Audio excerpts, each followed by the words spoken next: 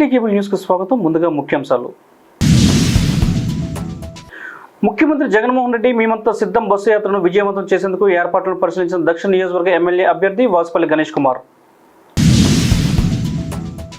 ప్రతి ఒక్కరూ ఓటును వినియోగించుకుని సమర్థులైన నాయకులను ఎన్నుకోవాలని ప్రజలకు పిలుపునిచ్చిన విశాఖ ఉత్తర నియోజకవర్గ జై భారత పార్టీ ఎమ్మెల్యే అభ్యర్థి జేడి లక్ష్మీనారాయణ.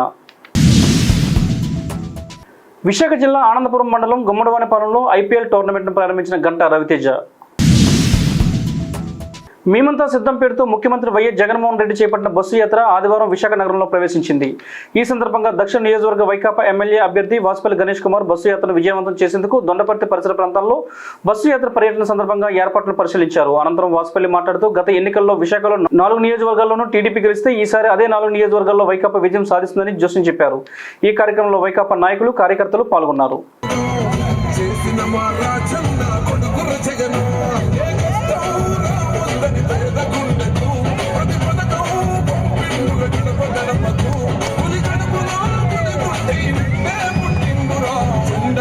కట్టడమే నీ ఎజెండా, జనగుండల గుడి కట్టడమే జగను ఎజెండా.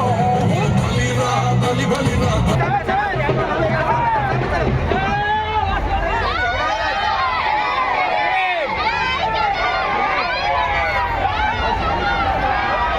గతంలో 4 నియోజకవర్గాలు తెలుగుదేశం గెలిచినాయి. 4 నియోజకవర్గాలు ఈసారి వైఎస్ఆర్ గెలుస్తారు. అది నా మాట. ఆడవాళ్ళు వచ్చి ఈరోజు ఆడవాళ్ళు కట్టెలు తీయడానికే చాలా ఇబ్బంది పడతారు. రోడ్డు మీద వచ్చి జగన్మోహన్ రెడ్డి కోసం తయారు చేస్తాం. ఇదంతా చూడండి ఒకసారి ఏంటంటే అని ఒక కసితో పనిచేస్తామన్నారు అన్నమాట. ఇది ఈ కసి, ఈ పట్టుదల వేరే పార్టీలో కనిపించదు. ఎందుకంటే నేనే బాగా చెప్పగలుగుతానంటే తెలుగుదేశం కోసం అయితే 16 సంవత్సరాలు అన్నాను. ఈ కసి, ఈ పట్టుదల లేదు. ఛాలెంజ్ చేస్తాం, ఛాలెంజ్. ఎందుకంటే 4 సంవత్సరాలు ఉన్నా సరే పార్టీలో వెరీ స్ట్రాంగ్ నాయకత్వం ఈరోజు ఉంది. అంతా మేము తిరిగి అన్న కసి, పట్టుదలతో ఈరోజు మా నాయకులతో కలిసి వచ్చారు. చూడండి ఈరోజు ఎంత ప్రేమ కాకపోతే గెలుపుకి అడుగు దిగించారు. జగన్మోహన్ రెడ్డి గారు ఈరోజు రావడం ముఖ్యంగా మా నాయకుల కడుగులు రిజువనేషన్ అన్నమాట. కొత్త ఉప్పొంగు దొంగ పడాలి, రక్తం అంతా కూడా ఇంకాస్త కసిగా పనిచేయాలి. 24 గంటలు కూడా పనిచేసి జగన్మోహన్ రెడ్డి గారు ఇచ్చిన ఈ ఎమ్మెల్యే వాసుపల్లి గెలిపించాలి. రానున్న ఎన్నికల్లో జై భారత నేషనల్ పార్టీ తరఫున విశాఖ ఉత్తర నియోజకవర్గం నుండి పోటీ చేస్తున్న ఆ పార్టీ అధినేత ఎమ్మెల్యే అభ్యర్థి జేడి లక్ష్మీనారాయణ నియోజకవర్గంలో విస్తృతంగా ప్రచారం నిర్వహిస్తున్నారు. దీనిలో భాగంగా శనివారం సీతంధార పరిధి టీపీటీ కాలనీలో గల బృందావన్ పార్కులో జేడీ ప్రజలతో సమావేశమయ్యారు. ఈ సందర్భంగా ఆయన కుటుంబ నేపథ్యాన్ని అక్కడ ప్రజలకు వివరించారు.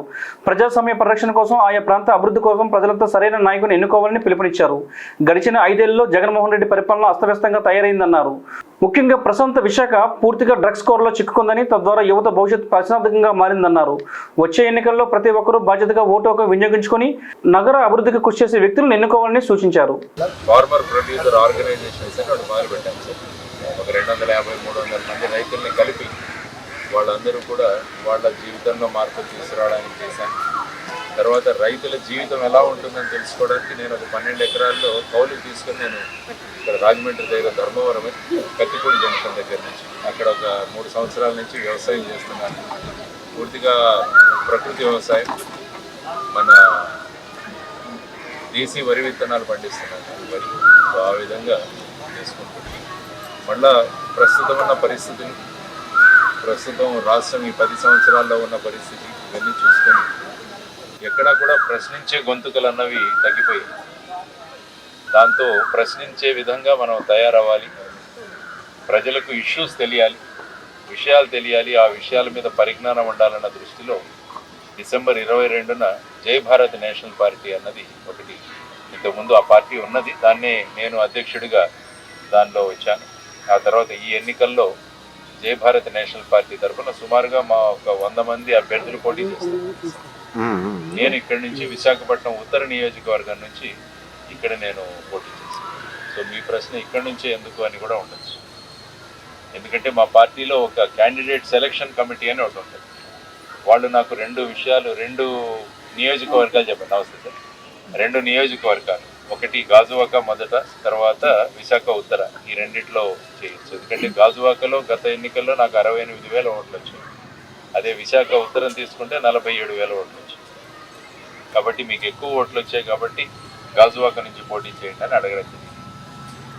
గాజువాక నియోజకవర్గంలో వైజాగ్ స్టీల్ ప్లాంట్ వస్తుంది. ఆ వైజాగ్ స్టీల్ ప్లాంట్ ప్రైవేటీకరణ అవుతుందని చెప్పేసి నేను ఏపీ హైకోర్టులో ఒక పబ్లిక్ ఇంట్రెస్ట్ లిటిగేషన్ వేసి విశాఖపట్నం స్టీల్ ప్లాంట్ ప్రైవేటీకరణ అవ్వకూడదు, అది పబ్లిక్ రంగ సంస్థగానే ఉండాలి. ఇది 32 మంది ప్రాణత్యాగాలతో వచ్చిన విశాఖ ఉక్కు ఆంధ్రుల హక్కు అన్న నినాదంతో వచ్చినది. చాలా మంచి క్వాలిటీ స్టీల్ ఇక్కడ తయారవుతుంది.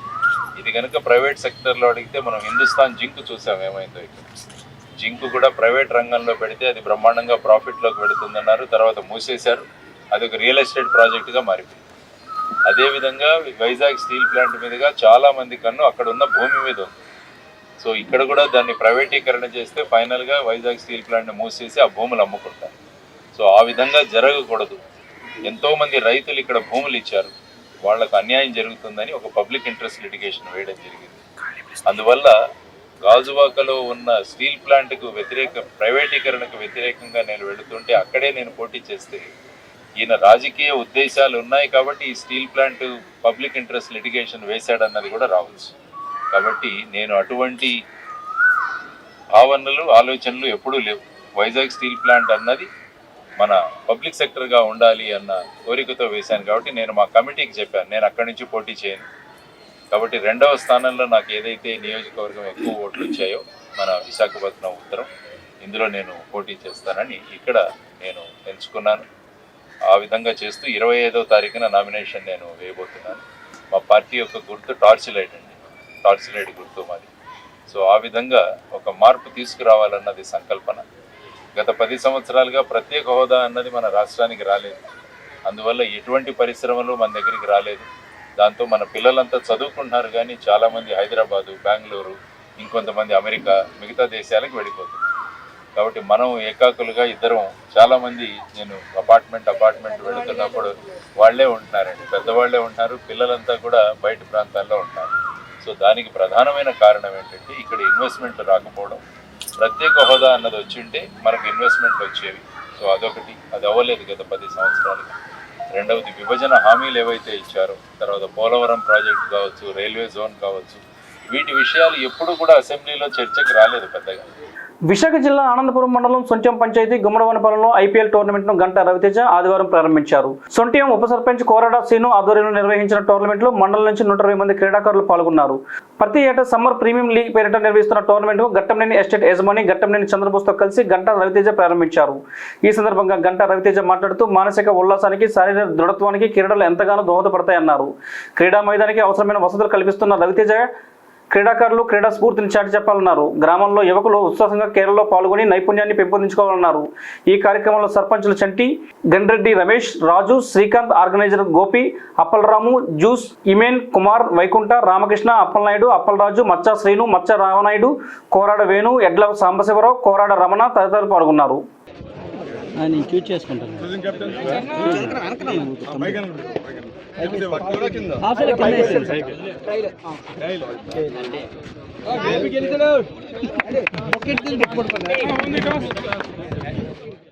వచ్చే నెల 13వ తేదీన జరగబోయే ఎన్నికల నేపథ్యంలో విశాఖ ఉత్తర నియోజకవర్గ వైకాపా ఎమ్మెల్యే అభ్యర్థి కేకే రాజు మద్దతు తెలియజేస్తూ ఉత్తర నియోజకవర్గంలో పరిధిలో గల నాయబ్రాహ్మణులు ఆదివారం సమావేశం ఏర్పాటు చేశారు. ఈ సమావేశానికి ముఖ్య అతిథిగా హాజరైన కేకే రాజు మాట్లాడుతూ నాయబ్రాహ్మణులకు న్యాయం చేసిన పార్టీ వైఎస్ఆర్ పార్టీ అని అన్నారు. ముఖ్యమంత్రి వైఎస్ జగన్మోహన్ రెడ్డి దేశ చరిత్రలో ఎన్నడూ లేని విధంగా అనేక సంక్షేమ పథకాలు ప్రవేశపెట్టి ఆ పథకాలను లబ్ధిదారులకు ఇళ్లకే చేరే విధంగా వాలంటీర్ వ్యవస్థ ఏర్పాటు చేసి ప్రజాదరణ పొందుతున్నారని అన్నారు. కనుక ఎన్నికల్లో ప్రతి ఒక్కరూ ఫ్యాన్ గుర్తుపై ఓటు వేసి వైఎస్ఆర్ కాంగ్రెస్ పార్టీని గెలిపించవలసిందిగా కోరారు. ఈ కార్యక్రమంలో ఉత్తర నియోజకవర్గ ఎన్నికల పరిశీలకులు చొక్కాకుల వెంకట్రావు, బాణాల శ్రీనివాస్, వైఎస్ఆర్ సీనియర్ నాయకులు సేనాపతి అప్పారావు, జీవి రవి, రాజు, ఆల శివగణేష్, బొగ్గు సీను, నాయ బ్రాహ్మణుల సంఘం రాష్ట్ర గౌరవ అధ్యక్షులు Aripaka Pentarao, corporation director Venkatappa Nokaraju, city president Avatapa Subbarao తదితరులు పాల్గొన్నారు. విశాఖ ఉత్తర నియోజకవర్గానికి సంబంధించి జరిగిన అభివృద్ధి విషయంలో కానీ, ఉత్తరాంధ్ర ప్రాంతానికి సంబంధించిన పెట్టుబడుల విషయంలో కానీ నాపై పోటీ చేస్తున్న బీజేపీ అభ్యర్థికి ఇప్పుడు 10 సార్లు ఛాలెంజ్ చేశాను. ఇప్పటి వరకు ఏ రోజు కూడా ఛాలెంజ్ స్వీకరించి రాలేదు. ఈరోజు ఇనార్బిట్ మాల్ తీసుకొస్తున్నాం. 1450 కోట్లు, అక్కడ 15,000 నుంచి 18,000 మందికి ఉపాధి వస్తుంది. అందరికీ నాయ బ్రాహ్మణులు కావచ్చు, ఆటో వాళ్ళకి కావచ్చు, కిరాణా షాపు కావచ్చు, స్వీట్ స్టాల్ కావచ్చు, అందరికీ కూడా ఈరోజు ప్రత్యక్షంగా పరోక్షంగా ఇక్కడ పెద్ద ఎత్తున టూరిస్టం అభివృద్ధి చెందబోతోంది. ఈ నియోజకవర్గ దిశ మారే పెట్టుబడులు మేము తీసుకొచ్చాం. ఈరోజు ఏఎంసీ మాల్ తీసుకొచ్చాం. 8 థియేటర్లు, ఒక్కొక్క ఫ్లోర్ 64,500 ఎస్ఎఫ్టీ, అక్కడ 2,000 మందికి ఉపాధి కలుగుతుంది. ఇక్కడ 9 మల్టీప్లెక్స్ థియేటర్లు ఇనార్బిట్ మాల్లో, ఒక్కొక్క ఫ్లోరు 1,50,000 ఎస్ఎఫ్టీ, 9 ఫ్లోర్లు, ఐటీ కన్వెన్షన్, ఐటీ టవర్ తీసుకొస్తున్నాం. ఇక్కడ కన్వెన్షన్ సెంటర్, కాన్వకేషన్ సెంటర్, ఇవన్నీ కూడా మీరు అందరికి మీకు ఎందుకు చెప్తున్నానంటే ఇవన్నీ కూడా ప్రశ్నించండి.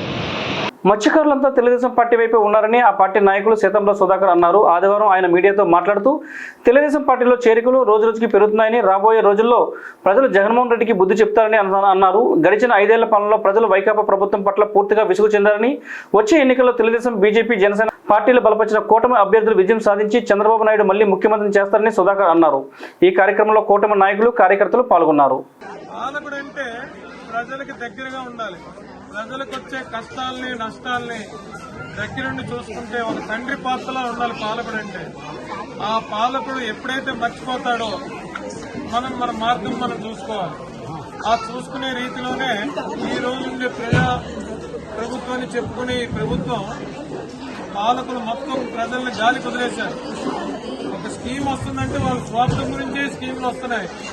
ఎందుకు స్కీమ్లు వస్తున్నాయంటే మళ్లీ ఓటు వేయించుకుందామని చెప్పి పంచిపెట్టడానికి తప్ప మన మీద ప్రేమ, ఆప్యాయత ఏమీ లేదు. ఎందుకంటే ఈ పెన్షన్ మిస్ అయినాయి కానీ, ఇళ్లు మిస్ అయినాయి కానీ, ఉద్యోగాలు మిస్ అయినాయి కానీ, ఉద్యోగాల కల్పన కానీ, పరిశ్రమలు తీసుకురావడం కానీ, స్థలాలు, షిప్పింగ్ బోర్డులు అన్ని కోల్పోయిన వాళ్ళు కూడా రీప్లేస్మెంట్ 20 ఏళ్ల నుంచి జరగలేదంటే అన్ని చేస్తామని చెప్పారు. చంద్రబాబు నాయుడు గారు ఎలా అన్నారు, ఎలా అన్నారని చెప్పుకుని అబద్దాలు చెప్పి అధికారంలోకి వచ్చి ఈ రోజు కూడా నాకు ఏ పదవి లేకుండా నేను కలెక్టర్ గారితో, ఆర్డీఓ గారితో అందరితో మాట్లాడి ఒక సమావేశం ఏర్పాటు చేసి కనీసం 3 అంగుళాలు 5 అంగుళాలు కదిలేటట్టు చేశాను తప్ప ఇతను ప్రజాప్రతినిధిగా 2 సార్లు గెలిచి కూడా నేను చేసిన ప్రయత్నంలో 10% కూడా చేయకుండా తిరిగి గుడి కడుతుంటే గుడిని ఆఫీసర్లు పంపించి ఏది చేసినా మీకైతే ఒకటి చెప్పగలుగుతాం. శ్రీనివాస్ గారిని గెలిపించండి గ్లాస్ గుర్తుపై వేసి, భరత్ గారిని గెలిపించండి సైకిల్ గుర్తుపై.